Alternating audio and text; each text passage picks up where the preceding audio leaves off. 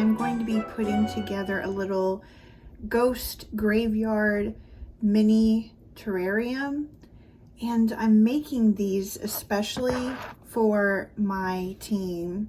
If you guys don't know already, I am now a part of a paranormal investigating team called Southern Fried Spirits Paranormal here in Texas. And so that's why I haven't really been making a bunch of videos, but I need to start making videos again on my personal YouTube channel because I know it's been a while. If you follow me on the SFSP, the Unseen Realm, you notice that we've been doing live podcasts every first and third Thursday of each month.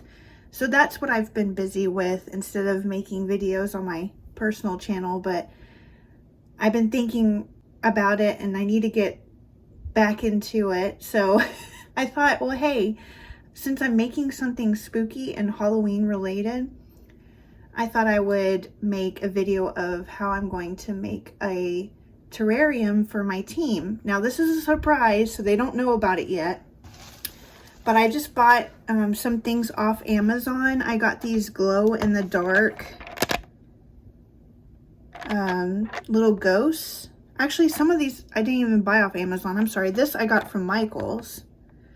And they have like little faces on them. So all I did is use like a permanent marker or a Sharpie pen, and you can just draw their little face inside. That way it stands out when you put it in the jar. And I also got, so what I'm using for my jar is these wee yogurt jars that you can get from Walmart or any grocery store. Eat the yogurt. And then all I did was I soaked them in water so then I can remove the label, soapy water. And once I removed the label, I noticed that there was still residue on the jar. So I got some Goo Gone from Amazon, which was like $8. I'll list everything that I used and where I got all these products from in the comments below so that you guys can check it out and see. I had to use a cotton ball and some Goo Gone, and all I did was just rub the cotton ball in the jar and it came right off. And then I washed the jar again with soap and water. That way it's nice and clean. However, I needed lids to go on top. So once I fill it up with the moss and the ghost and the grave and pumpkin and everything, I needed something to put a lid on top. And so on Amazon, they have these lids that go with these wee jars or way or however you say it. And all you have to do, let me move my cord out of the way. All you have to do is just pop them on and then they will stay closed. Let me back the camera up a little bit. You see? They fit perfectly and it's just a black top. And what I was thinking about doing with the top of this is you can either use a chalk and draw something on top, but I decided to get these cute little holographic ghost stickers, and I was just going to put one on top of the jar. And then I was going to use twine and just wrap twine around the top of the jar and tie it for a little added flair, I guess. And besides the ghost in the jar, I also got, I mean, you can't have a terrarium without moss. So I bought this moss, and I got this moss from Michael's. So this is their Ashland brand. And I'll let you guys know how much this costs because I don't have the sticker on here anymore. But I'll let you guys know. But yeah, it's just this nice little green and brown moss from Michael's. I also got, oops, there goes my lotion. I also got some leaves to go in there as well. Oh, and those leaves, now they still have the sticker on them. So it was $6.99. Then I got 5 pumpkins. And I actually bought 2 of these. So both packages cost $6.99 a piece from Michael's.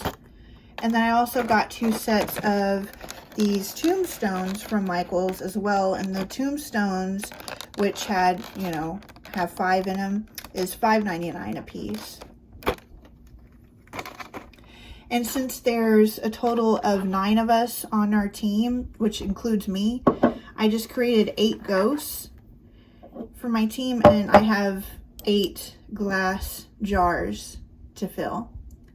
I also have a hot glue gun ready to go, so when I start putting this in the jar and filling it up, I can use the hot glue to make things stay. All right, so let's put it together.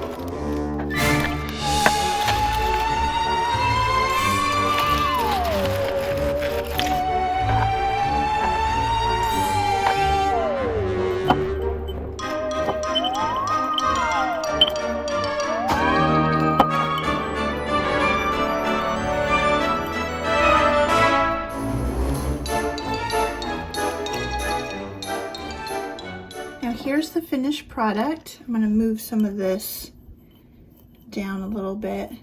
But what I did is I just added glue to the bottom of the ghost, the pumpkin, and the tombstone. And I have the little moss in there. Oh, I forgot to add the leaves, so I'll do that next. But I was also thinking, since there's glue at the bottom here, I'm going to use, they also provided me with stickers. These black stickers. This is what you can use for the tops to put your chalk on. I'm actually going to use that for the bottom. That way they don't have to see all that glue on the bottom there. So I'm going to add it to the base of my jar. That way the base looks like this. And then now I'm just going to add a little bit of the leaves that I got. And I'm just going to sprinkle it. And maybe just move some of these around. That way they're not so cluttered on top of each other.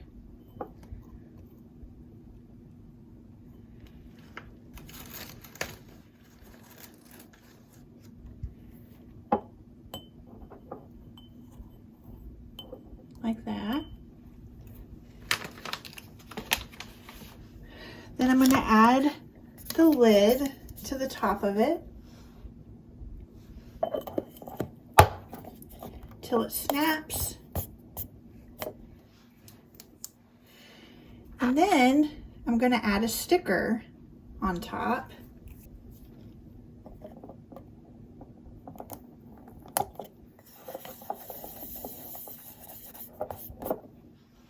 There's the sticker on top. Uh-oh. And the little leaf moved.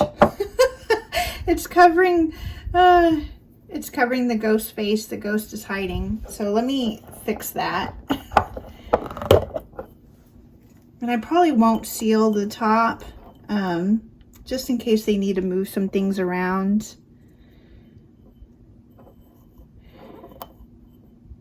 You could also try cutting the leaves to make the leaves a little bit smaller. Now the next step and the last step is I'm going to add some twine to the top here. So here's the twine. I got a big roll of twine to add. So I'm just going to cut some off and then wrap it around the jar. So first I'm going to cut the length of the twine that I think I'm going to be using and just try it out on the jar. I may glue one side and then start wrapping it. That way it holds while I'm trying to wrap it. This is my first time doing something like this, so it's always good to think about what you're wanting to do. And all I'm doing is I'm just spinning it around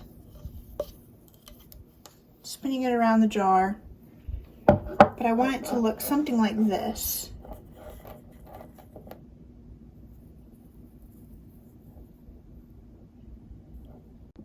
So how I get the twine on the jar is I first start with crisscrossing them in the back, and then just winding, my hand's in the way, just winding the twine around the jar, and just get it as tight as possible when you're spinning it around the jar.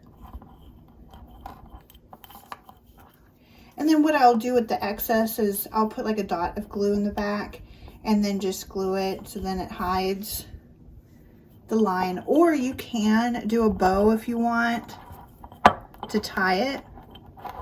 That'll work as well. All right, I just wrapped the twine, and what I did is I added some glue to the back here and just glued a little bit of the twine so that it sticks. It doesn't seal the jar, but it just adds like just a little extra flair. You could add a bow if you wanted to with the twine, however you want to do it. But it's just a cute little jar. It did make a mess, as you can see, all over my desk. I got moss everywhere. But this was my first time putting something like this together. And just spinning it around.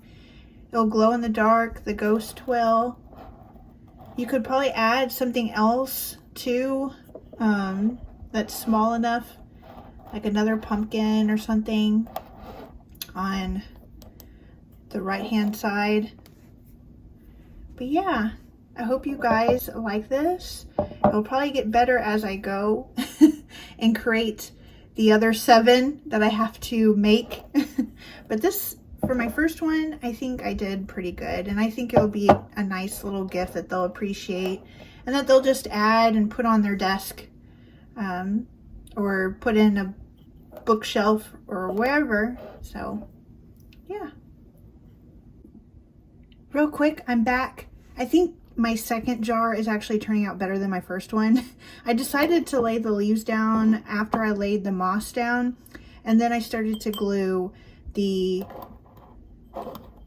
little gray, the tombstone, and then I did a bigger pumpkin this time. And then now I'm going to go in with my ghost and glue the bottom of the ghost and then stick it into the jar. I think it's working out a lot better doing it this way instead of adding the leaves on top, since the leaves are just so gigantic compared to everything else in the jar.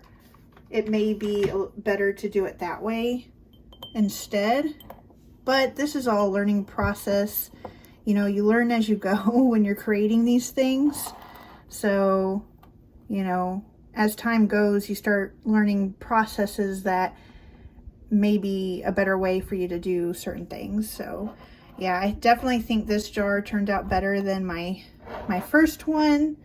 But they're still both really cute. And I think regardless of which one they all choose to take home with them, I think they'll like any of them that I do. So I will take a picture once all of them are done and post them at the end of this video so that you guys can see them up close and personal. And just let me know your comments below and what you guys think. Well, don't forget to like and subscribe. I'll definitely get more videos and do more things on my show. I'm trying to get back into the swing of things on my personal YouTube channel. So I hope you guys like this, and I'll see y'all in the next one. Bye, you guys, for real this time.